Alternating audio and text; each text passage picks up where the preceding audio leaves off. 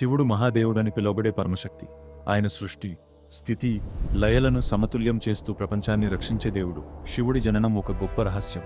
ఒకసారి బ్రహ్మ మరియు విష్ణువు మధ్య ఎవరు గొప్పవారు అనే వివాదం జరిగింది. ఆ సమయంలో ఆకాశంలో ఒక అనంత జ్యోతి స్తంభం ప్రత్యక్షమైంది. ఆ జ్యోతి ఆది అంతం లేనిది. బ్రహ్మ ఆ జ్యోతి యొక్క పై భాగాన్ని వెతకడానికి వెళ్ళాడు.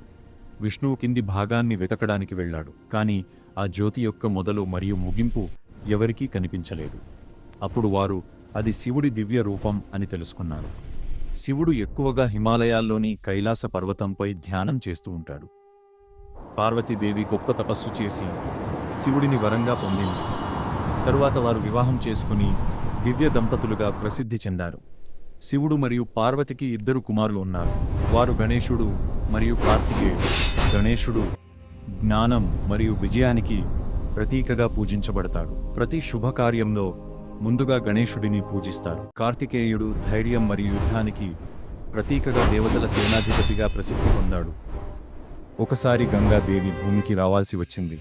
కానీ ఆమె ప్రవాహం చాలా శక్తివంతంగా ఉండటంతో భూమి దెబ్బతింటుందని భయం ఏర్పడింది.